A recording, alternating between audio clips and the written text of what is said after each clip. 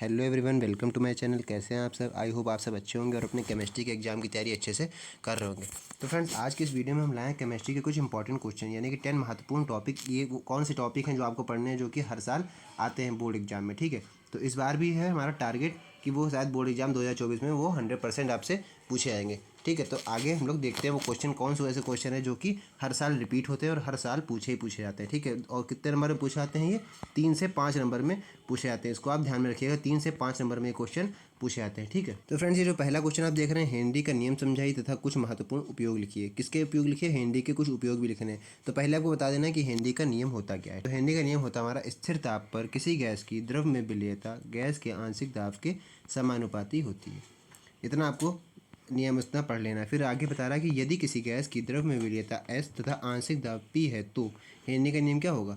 S directly proportional to P, यानी कि जो द्रव में विलेयता है उसको हम लोग S से दिखाएंगे और जो आंशिक दाब है वो P, यानी कि प्रोपोर्शनल का साइन आप समझते होंगे। अगर ये क्या है, मतलब प्रेशर अगर बढ़ेगा तो विलेयता भी बढ़ेगी, मतलब आंशिक दाब, यानी कि ना वही जो प्रेशर है, आंशिक दाब जो बढ़ेगा तो विलेयता भी बढ़ेगी, और ये अगर घटेगा तो ये भी घटेगी। ठीक है, ये हमारा हेनरी का नियम कहता है। ठीक, फिर हमारा दूसरा क्वेश्चन है, विद्युत रासायनिक श्रेणी किस आधार पर बनाई गई है? ये आपसे मोस्टली अति लघुओं में पूछा जा सकता है, 2 से लेकर 3 नंबर में, कि हमारी जो विद्युत रासायनिक श्रेणी है वो किस आधार पर बनाई गई है। तो आप बताएंगे, जब धातुओं तथा अधातुओं को उनके बढ़ते हुए मानक इलेक्ट्रोड विभव के क्रम में व्यवस्थित किया जाता है तो विद्युत रासायनिक श्रेणी बनती है हमारी। यानी जो हमारे धातु और अधातु जो भी हमारी श्रेणी में पाए जाते हैं उनको हम लोग बढ़ते हुए मानक इलेक्ट्रोड विभव के आधार पर रख देंगे, है ना, तो स्थानांतरित या व्यवस्थित कर देंगे तो विद्युत रासायनिक श्रेणी बनती है हमारी। इतना आपको बता देना है। ठीक है, फिर फ्रेंड्स, ये तीसरा क्वेश्चन है जो कि बहुत इंपॉर्टेंट है। ओजोन स्तर क्या है, इसका क्या महत्व है, स्पष्ट कीजिए। ये मोस्टली अभी पिछले साल भी पूछा गया है, 5 नंबर में आया था क्वेश्चन थोड़ा। ठीक है, अगर आपसे लॉन्ग ज़्यादा पूछा गया तो आपसे इतना पूछा सकता है कि ओजोन स्तर क्या है, तो आपसे लगभग मिनिमम 3 नंबर में तो पूछा ही जाएगा। तो इसको आपको बिल्कुल तैयार करके जाना है। ठीक है, आंसर इसका क्या कह रहा है कि वायुमंडल का वह स्तर जिसमें ओजोन की परत पाई जाती है ओजोन स्तर कहलाता है। ठीक है, जिसमें ओजोन परत, उसमें ओजोन लेयर उपस्थित होती है हमारी, उसी को हम लोग ओजोन स्तर कहते हैं। महत्व इसका क्या है, स्पष्ट कीजिए ना।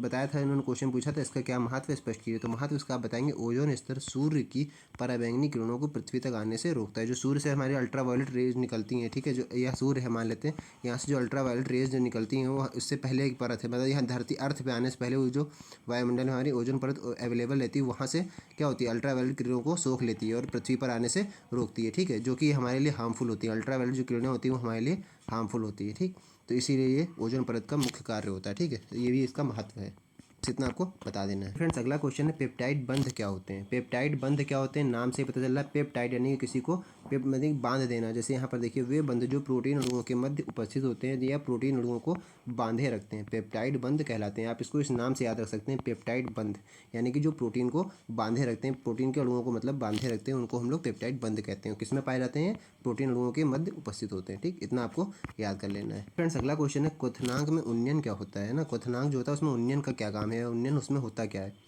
तब तो आपको बताना है, जब किसी विलय को विलायक में घोला जाता है तो प्राप्त विलयन में क्वथनांक के जो उन्नयन यानी कि जो वृद्धि होती है, उन्नयन यानी कि जो वृद्धि यानी कि जो ग्रो होता है, ठीक है, उसे क्वथनांक में उन्नयन कहते हैं। इसे हम लोग किससे दिखाते हैं? डेल्टा टी से प्रदर्शित करते हैं। इतना आपको बता देना है, यानी कि यही हमारा क्वथनांक में उन्नयन की, मतलब यही हमारा क्वथनांक में उन्नयन होता है। ठीक है, फिर फ्रेंड्स, अगला क्वेश्चन है, परिशुद्ध एल्कोहल क्या होता है? परिशुद्ध एल्कोहल और पावर एल्कोहल में आप अभी डिफरेंस देखिए क्या होता है। परिशुद्ध पहले आप समझ लीजिए, परिशुद्ध क्या होता है। आपसे 2 चीज़ें पूछी जा सकती हैं, परिशुद्ध एल्कोहल और पावर एल्कोहल। दोनों ही अलग अलग हैं लेकिन थोड़ा सा कॉमन है, बस क्या है, थोड़ा सा कॉमन है। क्या है? देखिए, परिशुद्ध एल्कोहल में क्या होता है कि वह एल्कोहल जिसमें 80 से 95% यानी कि ना 95% तक एथिल एल्कोहल उपस्थित होता है, परिशुद्ध एल्कोहल कहलाता है। 80 से 95% तक एथिल एल्कोहल जिसमें हो वो परिशुद्ध एल्कोहल कहलाता है। ठीक है, अब हम लोग पढ़ते हैं फ्रेंड्स, पावर एल्कोहल क्या होता है? सत्य एल्कोहल, यानी कि जिसको हम लोग ट्रूली एल्कोहल भी कहते हैं। पावर एल्कोहल क्या होता है, इसका क्या काम है? तो इसका काम आप बताएंगे, पेट्रोल तथा एथिल एल्कोहल के मिश्रण को पावर एल्कोहल कहते हैं। पावर एल्कोहल में 80% पेट्रोल तथा 20% एथिल एल्कोहल उपस्थित होता है। आपने परिशुद्ध एल्कोहल पढ़ा था, इसमें क्या बताया था कि 80 से 95% केवल क्या होता है? एथिल एल्कोहल होता है। ठीक है, तो यहाँ पर यह होता है 80 से 95% एथिल एल्कोहल होता है। पावर एल्कोहल में क्या होता है? एथिल एल्कोहल होता है लेकिन कितना होता है? केवल 20% होता है। ठीक है, बाकी 80% क्या होता है? पेट्रोल होता है। 80% पेट्रोल होता है और 20% एथिल एल्कोहल का मिश्रण भी आप कह सकते हैं। आप ऐसे ही बता सकते हैं कि जो पेट्रोल और एथिल का मिश्रण होता है, ठीक है, उसको हम लोग पावर एल्कोहल कहते हैं। यहाँ पर लिखा भी हुआ, ठीक है, मिश्रण को ही हम लोग पावर एल्कोहल कहते हैं, जिसमें पेट्रोल 80% और एथिल एल्कोहल 20% पाया जाता है। ठीक, फिर फ्रेंड्स, ये 8वां क्वेश्चन, प्रोटीन का विकृतीकरण क्या होता है? विकृतीकरण यानी कि मतलब उसको विभाजित कर देना है ना, मतलब अलग अलग हो जाना है। इनका व्यक्तिकरण क्या होता है? तो इसका आंसर आप लिखेंगे जब प्रोटीन के भौतिक एवं रासायनिक परिवर्तनों के कारण हाइड्रोजन आबंधों में अव्यवस्था उत्पन्न हो जाती है। ठीक है, यानी कि प्रोटीन के भौतिक और रासायनिक परिवर्तनों के कारण, यानी कि क्या कह रहा है इसमें, जब प्रोटीन के भौतिक और रासायनिक परिवर्तनों के कारण कोई हाइड्रोजन आबंध जो होते हैं, बंद हाइड्रोजन बॉन्ड, उसमें अव्यवस्था उत्पन्न हो जाती है, यानी आगे पीछे या ऊपर नीचे कहीं ना कहीं हो जाती है दिक्कत। तो जिसके कारण प्रोटीन की तृतीयक संरचना भंग हो जाती है। ठीक है, तथा हेलिक्स आकुंडलित हो जाता है।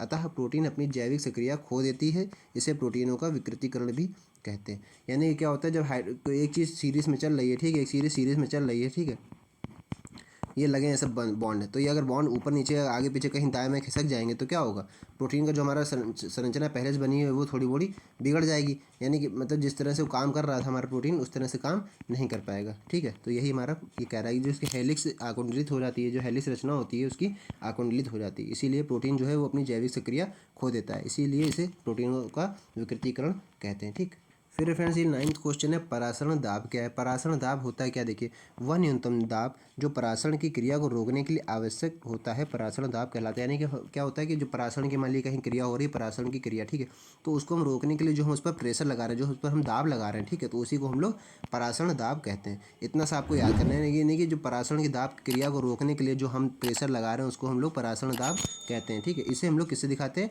स्मॉल पी से प्रदर्शित करते हैं। इसकी आपसे यूनिट पूछ सकता है, नहीं पूछेगा तब भी आपको लिख देना है कि इकाई क्या है इसकी, इकाई है वायुमंडल। ठीक, इतना आपको बता देना है। फिर फ्रेंड्स ये 10th लास्ट क्वेश्चन है, संक्रमण धातुएं सामान्यतः रंगीन यौगिक बनाती हैं, ऐसा क्यों, स्पष्ट कीजिए। जो संक्रमण धातुएं आपने देखा होगा हमेशा क्या बनाती हैं, रंगीन यौगिक देती हैं, कलरफुल जो है यौगिक बनाती हैं, तो ऐसा क्यों है? तो इसमें आप आंसर लिखेंगे संक्रमण धातुएं सामान्यतः रंगीन यौगिक बनाती हैं क्योंकि इनमें अयुग्मित इलेक्ट्रॉन उपस्थित होते हैं। संक्रमण धातुएं जो होती हैं वो हमारी कैसी होती हैं, अयुग्मित इलेक्ट्रॉन उसमें उपस्थित होते हैं, इसलिए वो हमारी रंगीन यौगिक बनाती हैं। बस इतना आपको याद रखना है कि जो संक्रमण धातुएं होती हैं वो रंगीन यौगिक इसलिए बनाती हैं क्योंकि उसमें इलेक्ट्रॉन जो होते हैं वो अयुग्मित होते हैं, तो इसीलिए वो रंगीन यौगिक बनाती हैं। ठीक है, तो फ्रेंड्स बस ये 10 इंपॉर्टेंट क्वेश्चन थे जो कि हर साल पेपर में पूछे ही जाते हैं। ये समझ लीजिए जितने 10 इंपॉर्टेंट क्वेश्चन, इसमें से 6 से 7 क्वेश्चन लगभग फंसेंगे। ठीक है, 6 से 7 क्वेश्चन इसमें पूछे जाते हैं, ये आप ध्यान में रख के जाइएगा और अच्छे तरीके से इन क्वेश्चन को तैयार कर लीजिए। ठीक है, तो फ्रेंड्स आई होप आपको ये वीडियो अच्छा लगा होगा। तो मैं एग्जाम से रिलेटेड और भी मोस्ट इंपॉर्टेंट टॉपिक पर वीडियो लाता रहता हूँ। और फ्रेंड्स इस वीडियो को अपने फ्रेंड सर्कल में भी शेयर कीजिएगा ताकि उन सब ताकि आपके फ्रेंड्स की भी हेल्प हो सके। तो फ्रेंड्स बस आज की वीडियो में इतना ही, मिलते हैं नेक्स्ट वीडियो में, तब तक के लिए जय हिंद।